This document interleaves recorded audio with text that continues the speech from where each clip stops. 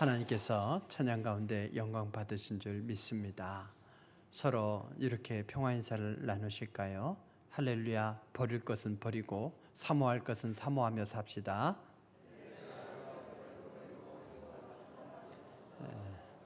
버릴 것 안 버릴 것 점점 쌓아놓으니까 집이 복잡해지잖아요. 그래서 우리가 심플하게 살 필요가 있습니다. 더더군다나 우리의 삶이 찬양처럼 광야와 같은 그런 삶일 때가 오히려 우리의 영혼을 새롭게 할 때라 그렇게 믿습니다. 좀 어려운 상황이 우리의 믿음이 사그라드는 시대가 아니라 도리어 이래저래 복잡한 일을 못 하잖아요. 모임도 많이 취소하고 있죠. 더 심플하게 더 주님을 가까이 할 수 있는 기회로 삼는 여름 되시길 바랍니다. 성탄절을 기다리면서 마냥 즐거워해야 되는데 그러지 못하고 있죠. 성탄절에 전교인이 함께 연합으로 즐겁게 예배를 드리고 또 칸타타로 하나님께 영광 돌리고 성찬으로 우리 공동체의 하나됨도 이렇게 경험해야 될진데 그러지 못하고 있습니다. 방역수칙이 또 강화되어서 우리 함께 전교인이 예배 드릴 수 없는 그런 상황입니다. 그래서 부서별로 형편을 따라서 또 나눠서 예배 드릴 수밖에 없고 상당수의 또 교우들은 추운데 또 질병도 또 여기저기서 또 많이 발생하는데 이런 여러 이유 때문에 또 영상으로 예배에 참여하는 성도들도 있겠습니다. 어쨌든 이 모든 것들은 다 이 건강의 문제 때문인 거죠.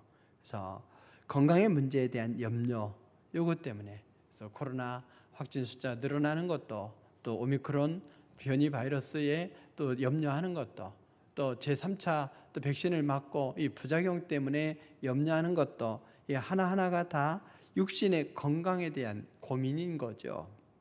그런데 여러분, 이런 때일수록 육신의 건강만큼이나 영혼의 건강 상태를 진단하고 영혼의 건강을 위해서 신경 쓰는 여러분 되시길 바랍니다.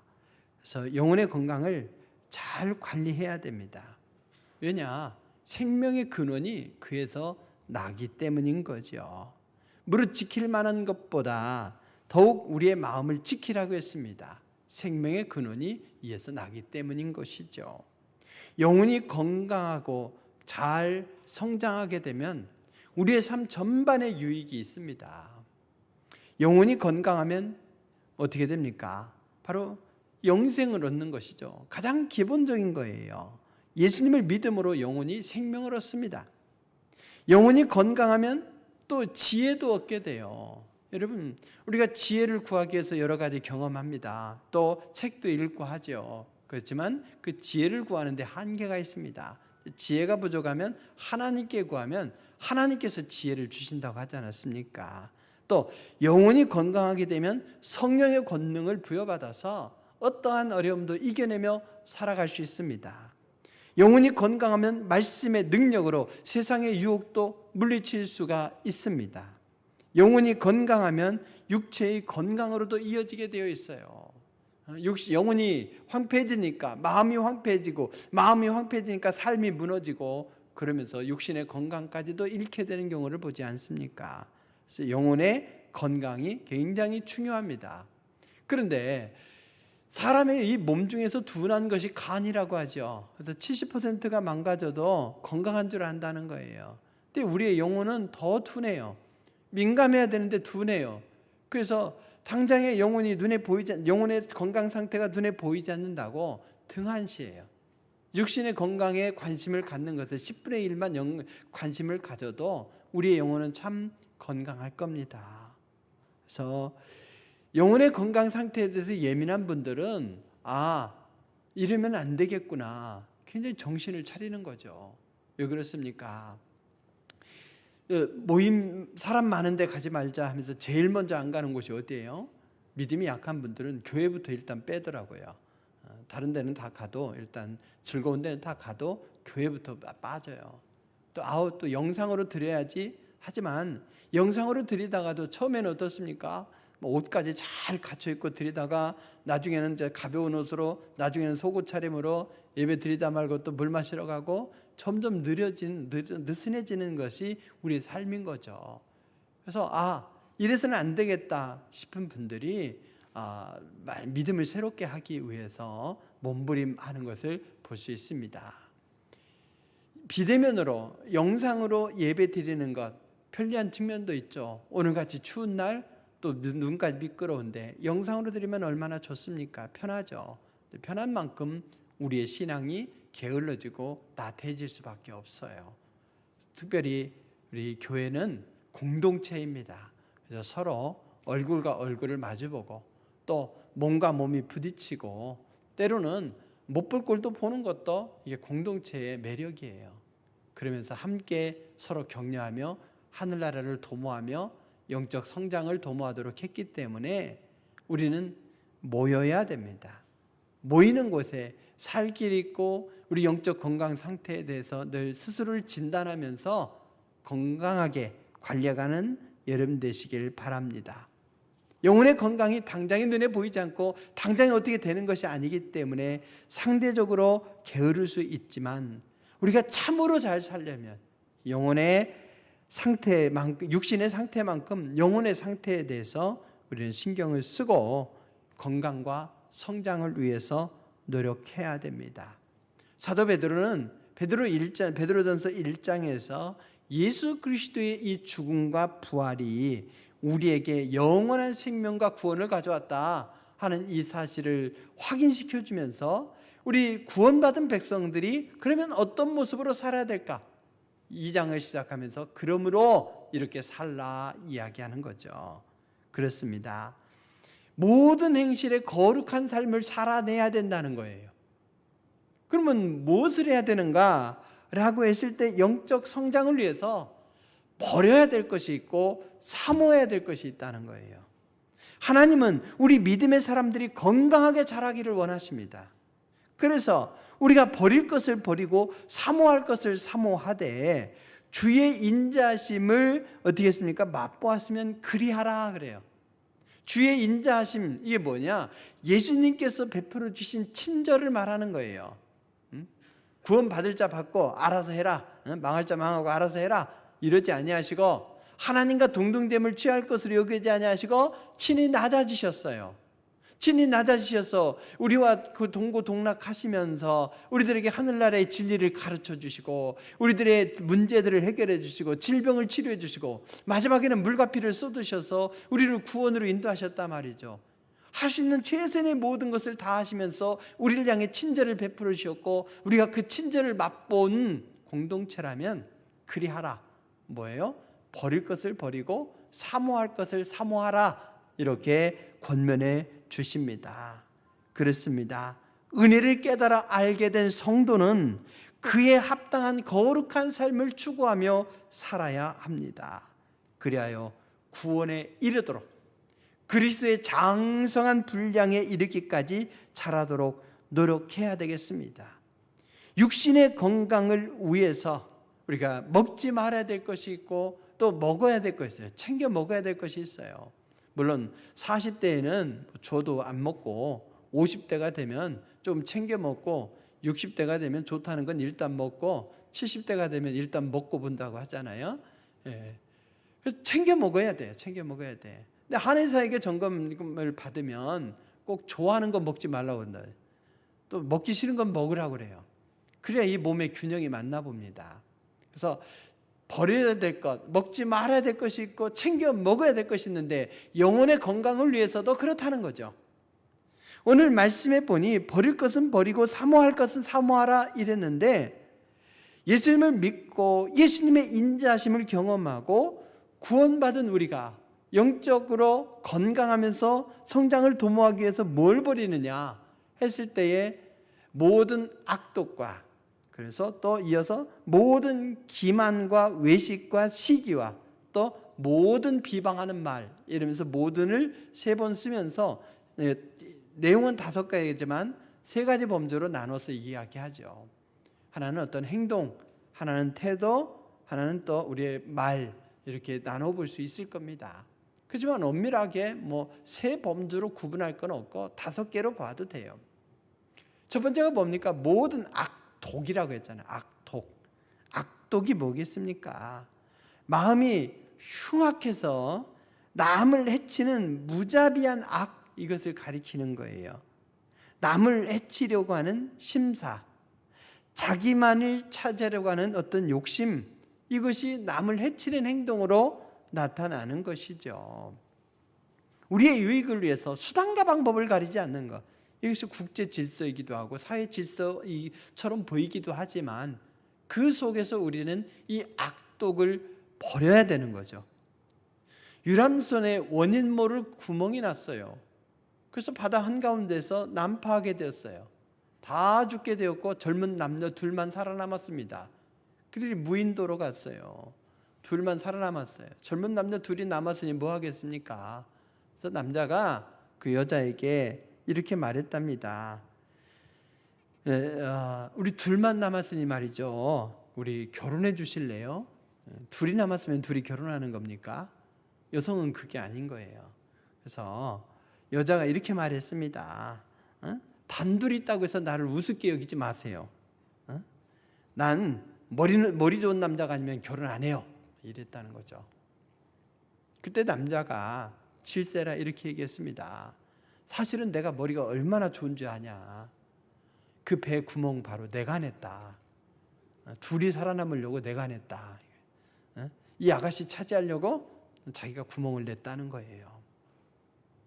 그렇게 해서 둘만 살아남았으니 소기의 목적을 이뤘지만 수많은 사람 죽은 것 아니겠습니까? 이게 바로 뭐냐? 어떤 예의겠지만 나의 유익을 위해서 남의 안전, 남의 생명, 남의 재산, 이런 것은 안중에도 없는 것, 이게 바로 악독인 거죠. 이것을 버려야 될 첫 번째 것으로 이야기합니다. 또 모든 기만을 버리래요. 기만이 뭐냐면 원어적으로 보면 미끼, 덫, 올가미 이런 거예요. 좀 더 자세하게 얘기하면 낚시 바늘에 있는 미끼 있죠. 미끼를 이렇게 끼운다, 이런 의미가 있어요. 그걸 왜 끼웁니까? 속에는 낚시 바늘을 감춰놓고 맛있는 걸 그 해당 물고기가 좋아하는 것을 걸러 놓음으로써 낚시를 통해서 그 물고기를 속여서 건지는 거죠. 여러분, 보이스피싱을 당한 사람이 잘못입니까? 보이스피싱을 하는 사람이 잘못입니까? 당한 사람이 억울하죠. 억울해요. 그를 뭐라고 하면 안 됩니다. 당하지 않도록 우리가 경계해야 되지만 천하의 날고기는 그 보이스피싱을 누가 당합니까? 검사도 당하는 판에. 여러분, 그렇기 때문에 우리가 깨어 있으면서 보이스피싱을 하는 일을 나쁘게 여겨야 돼요. 그러면 낚시 바늘에 미끼를 걸어서 물고기를 잡으면 속은 물고기 잘못입니까? 속인 낚시꾼 잘못입니까? 낚시꾼이 보기 좋아 강태공이지 사실은 물고기를 속여서 잡는 거 아니겠어요. 차라리 그냥 그물로 잡아야지 낚시로 속여 잡으면 이게 별로 아름답지 않은 것 같아요. 그래서 제가 낚시를 안 좋아합니다. 예. 낚시 좋아하는 분들은 사기꾼이다 이런 말은 아니에요. 여러분, 우리의 삶 속에서 이 기만, 이 교활하고 음흉한 이 마음을 통해서 누군가를 속여 먹는다. 그러면 굉장히 잘못된 일이죠. 기만은 남을 속여서 남에게 피해를 주고 나의 유익을 구하는 것인데, 뒤에 나오는 순전하다, 이 말과 2절에 나오는 이 순전하다는 말과 반대되는 말이에요. 세상은 온통 기만으로 가득 차 있어요. 그래서 직업별로 속이는 일들이 많다고 하죠. 모범생이 뭐라고 말합니까? 아유, 이번 시험은 완전히 망쳤어. 그 말 믿으면 큰일 납니다. 망치기 뭘 망쳐요? 이전보다 오히려 더 나옵니다. 또 회사원이 그러죠. 기한문 계획서 다 썼냐? 이러면 예, 다 돼갑니다. 근데 그 말은 뭐예요? 이제 시작합니다. 그 뜻이죠. 옷가게 주인이 이 옷 언니한테 딱이네, 딱이야. 정말 맞춤 옷이야. 이런 그 말이 뭐예요? 사라는 말이죠. 맞긴 뭘 맞아요. 사와 보면은 안 맞는 경우들이 많아요. 또 정치가가 저는 단 한 푼도 안 받았습니다. 저 몇 푼 받았습니다. 시인하는 거 지금까지 한 번도 못 봤어요. 짧은 인생이지만 얼마 받았습니다. 순순히 시인하는 거 못 봤어요. 받은 거 다 드러나도 억울합니다. 그러더라고요. 웨딩 사진사가 그러죠. 내가 본 신부 중에 제일 예쁘다. 그 말에 다들 뻔한 거짓말로 알면서도 속지요. AS 기사도 그렇게 얘기해요. 이런 고장은 처음 봅니다. 그 뜻이 뭐예요? 돈 많이 달라. 그 뜻 아니겠어요? 그래서 여러분, 직업별로 이렇게 얘기하는 것은 애교이죠. 애교. 자신의 유익을 위해서 남을 속이는 모든 행위, 여기 모든 기만이라고 했잖아요. 그러니까 모든 기만은 우리가 갈수록 심각해지는데 그런 속에서 거룩한 몸부림을 해야 되는 거라는 거죠. 남들도 다 아는 데가 아니라 아니다 이거예요. 디모데후서 3장 13절에서 이렇게 말씀합니다. 악한 사람들과 속이는 자들은 더욱 악하여져서 속이기도 하고 속기도 하나니. 속이기만 하는 줄 알았더니 남을 속이려다 자기가 덤을 속아요. 그런 일들이 편만한 곳에서 우리는 속임수를 쓰지 않아야 된다는 거예요. 그리스도인은 누구냐라고 했을 때에 안디옥교에서 그리스도인이라고 하는 이 명칭이 처음 사용될 때에 예수 그리스도를 닮는 자들이라는 뜻인 거죠.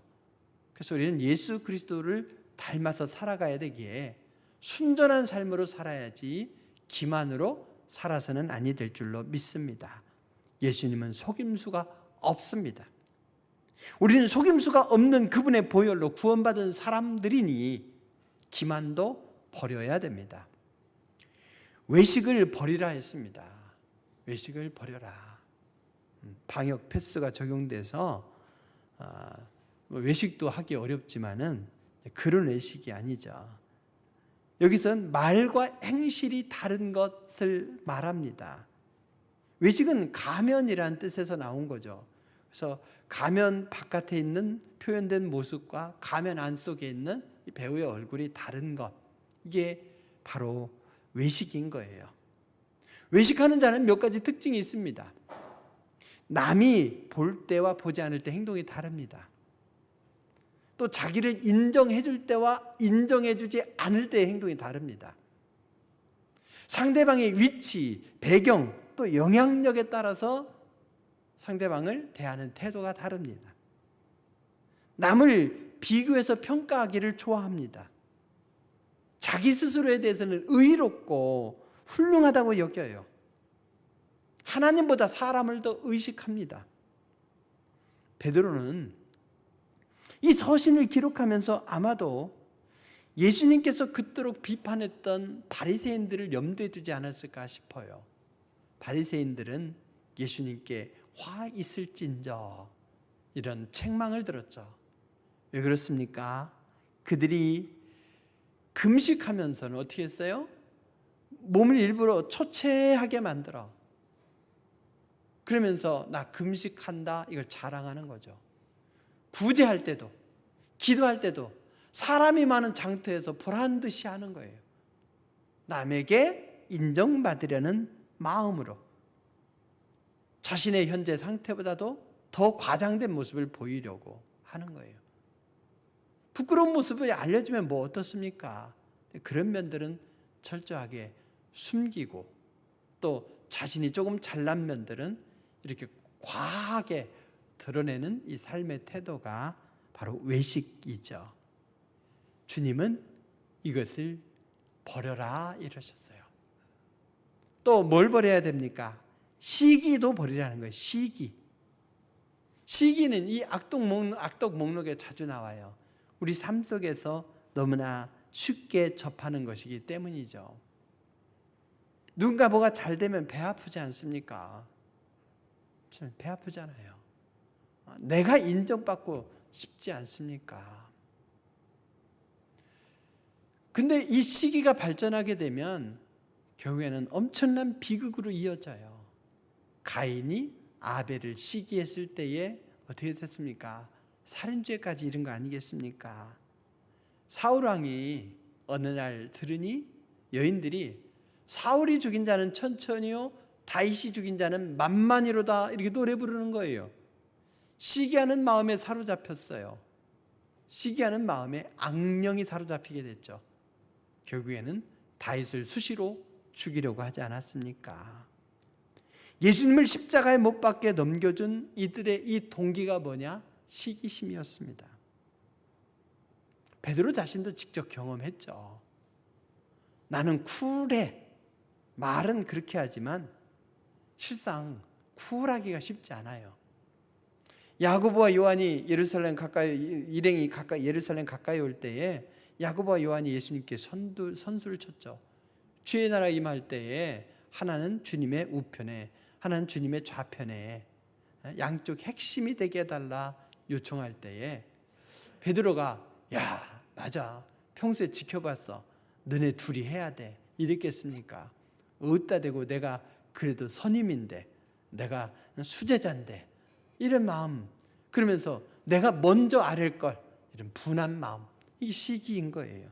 그런 마음을 갖고 있었기 때문에 여기에 그걸 염두에 두면서 시기도 버려야 된다 이렇게 얘기하는 거죠. 또 마지막으로 버려야 될 건 뭐냐?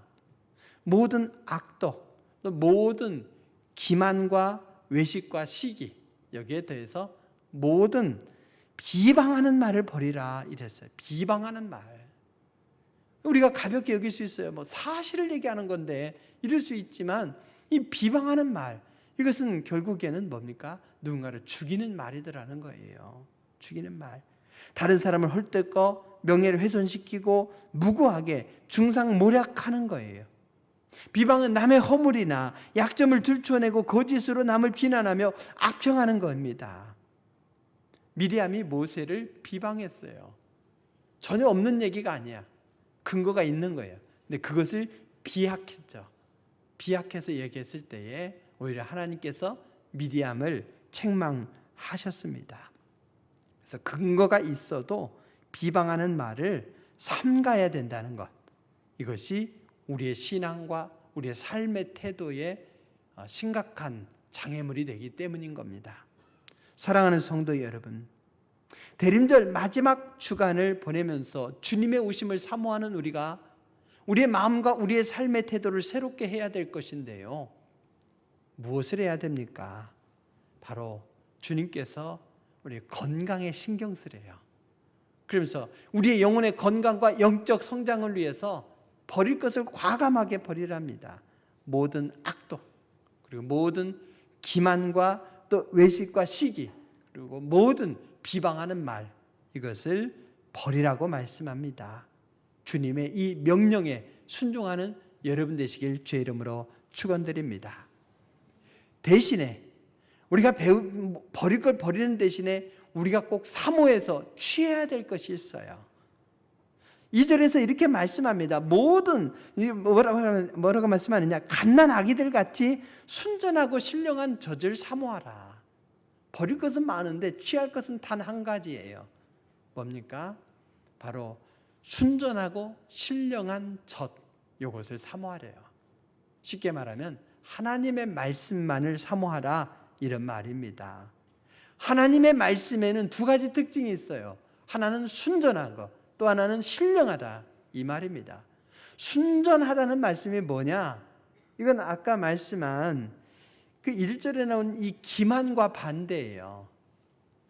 주님의 말씀은 말씀을 믿고 순종했더니 사기당했다.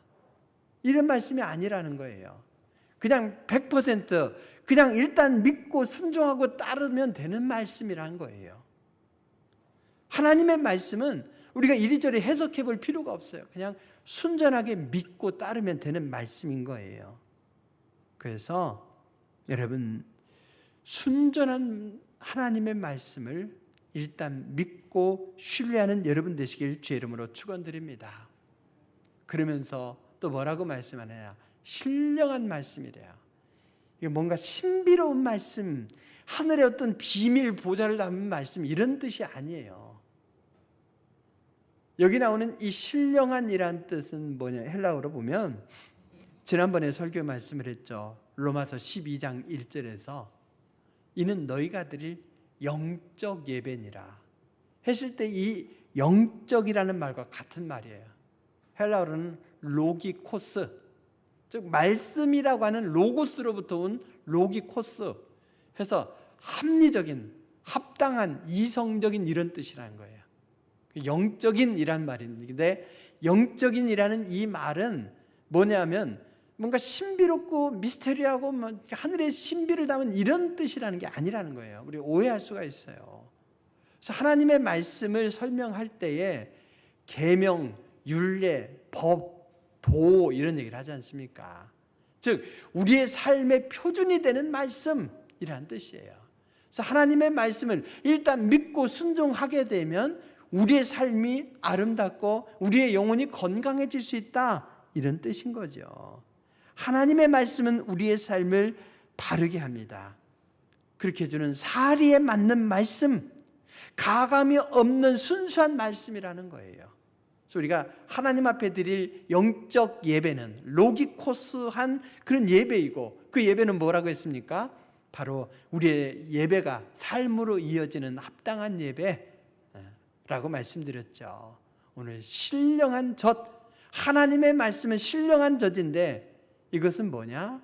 우리의 삶을 바르게 세워줄 표준이 되는 말씀이란 뜻인 거죠. 그래서 여러분, 갓난 아기들처럼 그 말씀을 사모하시기 바랍니다. 갓난 아기들처럼이에요. 갓난 아기들이 바라는 게 뭐겠습니까? 갓난 아기가 태어나자마자 엄마 입대면서 나의 소원은 땅 좀 많이 갖는 거야, 뭐 이럽니까? 건물 좀 넓은 거 갖는 거야, 이러겠습니까? 아니죠.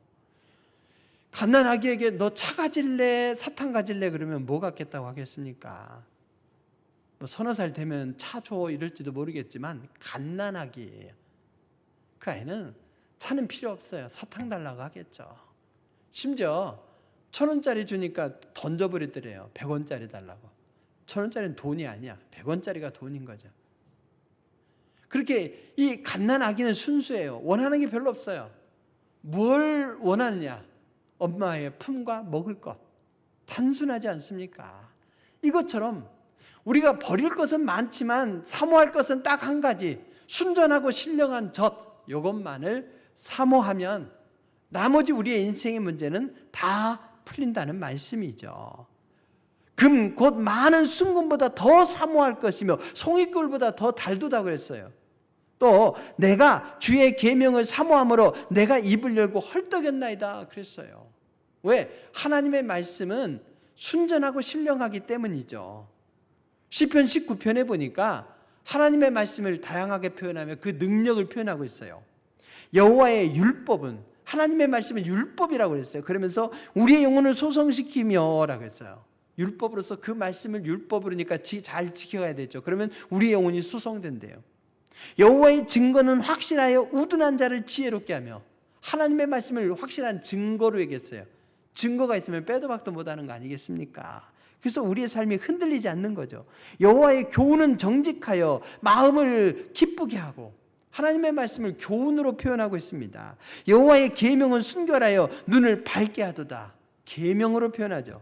여호와를 경외하는 도는 정결하여 영원까지 이르고, 여기는 도라고 그랬어요. 여호와의 법도 진실하여 다 의로우니 금 곧 많은 순금보다 더 사모할 것이며 꿀과 송이꿀보다 더 달도다 이랬어요. 하나님의 말씀은 우리가 이해하지 못할 신비한 하늘의 신비가 아니라 우리의 삶에 적용시키면서 우리의 삶을 풍성하게 하고 하나님께서 보시기에 기쁘게 이끌어갈 충분한 말씀이라는 거죠. 그래서 하나님의 말씀을 율법, 증거, 교훈, 계명, 도, 법 이렇게 설명을 해요. 그래서 우리의 삶 속에 적용시키면서 우리의 삶의 변화를 도모하면 우리의 영혼이 건강해지고 우리의 영혼이 잘 성장할 수 있다, 이런 말씀이죠. 그래서 갓난 아기들 같이 순전하고 신령한 젖을 사모하는 여러분 되시길 주의 이름으로 축원드립니다. 그렇다면 결론적으로 그러면 사모한다는 게 뭐겠어요? 사모하는 두 가지 방법을 말씀드리겠습니다. 하나는 뭐냐? 베레아 성도들에 대해서 이렇게 얘기해요. 사도행전 17장에 보니 베레아에 있는 사람들은 데살로니가에 있는 사람들보다 더 너그러워서 간절한 마음으로 말씀을 받고 이것이 그러한가 하여 날마다 성경을 상고했다 이랬어요. 말씀을 받고 그냥 좋은 말씀인가 보다 한 게 아니라 과연 그러한가요? 날마다 말씀을 상고했대요. 데살로니가 교회 성도들도 훌륭한데 베레아 교회 성도들은 더 훌륭하다는 거예요. 말씀을 날마다 상고한 데서 나온 거예요. 상고한다. 굉장히 어려운 말이죠. 상고한다. 이게 뭐냐? 그걸 골라내고 채를 가지고 가리는 거예요. 채 있죠. 채로 채질해서 가려내는 거. 그 탐색하고 조사하는 걸 말합니다. 즉 다른 말로 표현하면 씹고 뜯고 맛보고 즐기고, 성경 말씀이 있으면 이 말씀을 읽고 암송하고 묵상하고 연구하고 우리의 삶에 적용시키며 살라는 거예요. 그것을 한마디로 상고라고 표현했어요. 다른 방법 없습니다. 그냥 편안하게 쉬면서 영적으로 성장을 도모해요? 건강을 원해요? 아닙니다. 말씀을 읽고 말씀을 묵상하고 말씀을 연구하고 말씀을 삶에 적용시키는 것 외에는 다른 거 없어요. 그래서 베레아 교회 성도들처럼 정말 빼어난 너그러운 그런 성도가 되시기를 주의 이름으로 축원드립니다. 괜히 데살로니가 교회 성도들은 의문에 일패당했잖아요. 아닙니다. 그들은 아주 훌륭한 신앙의 성도들이었습니다. 그러면 그들이 말씀을 어떻게 대했는가라고 했을 때에 데살로니가전서 2장 13절에 보니까 바울이 데살로니가 교회 성도들에게 이렇게 얘기합니다. 너희가 우리에게 들은 바 하나님의 말씀을 받을 때에 사람의 말로 받지 아니하고 하나님의 말씀으로 받음이니 진실로 그러하도다. 이 말씀이 또한 너희 믿는 가운데서 역사하느니라. 능력이 나타났다는 거예요. 데살로니가 교회 성도들에게 하나님의 말씀이 능력으로 나타났대요. 그래서 훌륭한 신앙인 거예요. 어떨 때 나타났습니까? 설교 말씀을 들을 때에 사람의 말이 아닌 하나님의 말씀으로 들었을 때라는 거예요. 그래서 여러분, 설교 말씀을 들을 때에 그 말씀을 비평가의 입장에서 듣지 마십시오. 그 말씀을 청취자의 입장에서 듣지 마십시오. 하나님의 말씀으로 들으시길 주의 이름으로 축원드립니다. 성경 말씀이 하나님의 말씀이라면 이 말씀을 우리가 이해하기 쉽도록 풀어준 하나님의 말씀이 설교인 거예요. 그래서 그 말씀을 하나님의 말씀으로 받아들이면서 그 말씀을 소화했을 때에 그 말씀이 우리 믿는 자들 가운데서 역사하면서 큰 능력이 되었다라는 거죠. 그래서 데살로니가 교회와 그보다 더 너그러운 베레아 교회, 이 성도들의 삶의 태도를 볼 때에 말씀을 어떻게 해요? 읽고 말씀을 묵상하고 암송하고 그 말씀을 연구하고 삶에 적용시키면서 또 설교 말씀을 하나님의 말씀으로 듣고 그 말씀 앞에 회개하며 하나님의 말씀 앞에서 변화를 도모할 때에 우리가 영적으로 건강해지고 영적으로 성장할 수 있게 되더라. 바로 이런 말씀입니다. 사랑하는 성도 여러분, 오늘의 이 말씀을 우리의 삶에 적용시키면서 모든 악독, 그리고 모든 기만과 또 외식과 시기, 그리고 모든 비방하는 말은 철저하게 버리도록 합시다. 그리고 일단은 믿고 볼 수 있는 순전한 하나님의 말씀, 그러면서 우리의 삶의 표준이 되는 신령한 하나님의 말씀을 갓난아기와 같이 사모하되 말씀을 우리의 삶 속에 적용시키면서 어제보다는 오늘이, 오늘보다 내일이 더 나아지는 삶이 될 수 있기를 바랍니다. 우리의 삶이 여러 가지로 제약이 있지만 제약이 있는 이때가 오히려 우리의 영혼을 새롭게 할 때임을 믿으면서 영혼이 건강하여 성장을 이루고 영혼이 잘됨 같이 범사가 잘 되고 영육 간에 강건하게 되기를 주의 이름으로 축원드립니다. 기도하시겠습니다.